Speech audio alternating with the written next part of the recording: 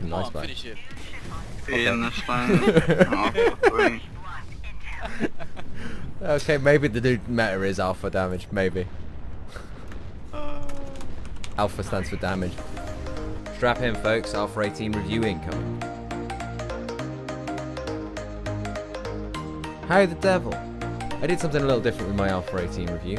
I carried out my testing live on Twitch. It was an interesting experience.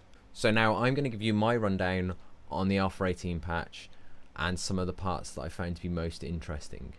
I'll try and keep this as short as I possibly can while still covering the majority of the content. First off, I want to pay kudos to the new sector designs. Loving the variety now. I tend to play lighter ships, so I really appreciate the new cover. It doesn't feel so much like I have to weather a hail of fire while looking for sparse cover pushing up a lane. I don't feel I've played enough variety of the maps in order to give a decent overview or best tactical approach on these yet, but maybe a little further down the line. I really like the new visual aid on the mining stations. If you don't know what I mean, I'm talking about the rings around the station. They make it easier to gauge distance and they aren't as intrusive as the spheres. I find them much easier on the eyes. It's also good to see these visual prompts sneaking in on other things, like the Executioner's main weapon charge. I like these subtle visual prompts. Doesn't break immersion as much and allows for smoother play. I'll be covering the Executioner more in its own video. But I'm not too keen on the random noise I get when I cap stations. I keep thinking something snuck up on me, but I guess that's something I will get used to in time. As for the first mining station, and now being pre-capped, I really quite like this. I appreciate there's quite a split on this one because it does remove some tactical play. For example, having one ship cap first mine while you get a second to boost mid. However, prior to this, all games started the same way. Jump to the point closest to the mine, cap the mine, move on. It's removed all of that bump and instead allows players to now come in on any jump point.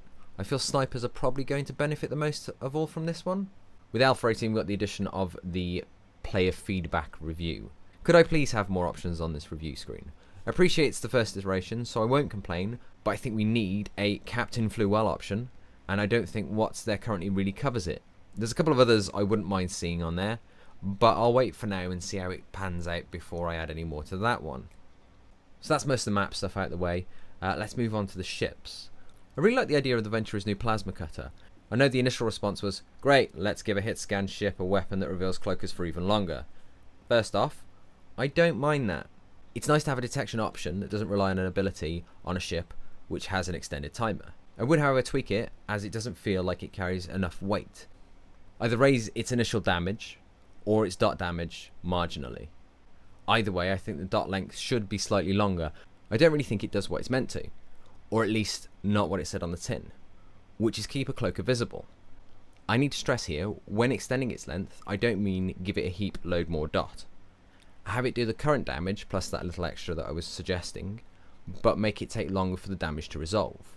That way it'll keep the cloaker reveal for longer. I do have to ask whose idea it was though to make the weapon sound like the old MechWarrior style pulse laser. Had some pretty hardcore flashbacks when I first heard it. Obviously I couldn't check out the Ranger. Those of you who know me will know I'm going to be extremely distraught about this. Woe is me, however will I sleep for the next few days. Moving on to the Reaper though, I like the flamer shot concept. The idea being, at least the way I've perceived it, you can offload your whole salvo at once, making it easier to hit a smaller, more agile target, which pop in and out of your firing arcs, like hunters. However, I feel it needs a little more damage, even if the trade-off is a slightly slower fire rate. Alternatively, I would take a better accuracy instead, given what it's intended to do. I also felt, due to the burst nature of the weapon system, I had to spend a lot more time in first person compared to usual. There are certain vision arcs, notably under the nose of the Reaper, that you simply can't see in third person. I wasn't too keen on this, but that can't really be helped. I like the Reaper sequential, I can't complain about it at all. It does what was intended, it makes it easier to lead targets. Nice work on that one ECG. I do have one question though. If the flame is for lighter ships, then presumably the sequential is for heavies. If so, why focus on leading a target, given that heavies move so slow, rather than making the shots do more damage?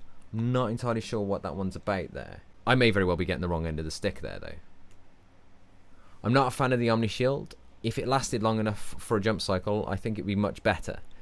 Situations where you're going to need top, bottom and side shroud are going to be few less than the time you want an extended shroud on either your sides or top and bottom. If you're in a situation where you need that much cover, 5 seconds isn't going to make that much difference. You're probably already screwed. I much prefer just taking the time to reposition and have a longer shroud. One of the main benefits of shroud is using it for jump shielding. The problem I found was you have to initiate jump, then your Omni Shroud in order for it to work. Which then means you have to time in between attack volleys landing before you initiate jump. Now I'm pretty good at jumping out using shroud. It's not all that hard, to be fair.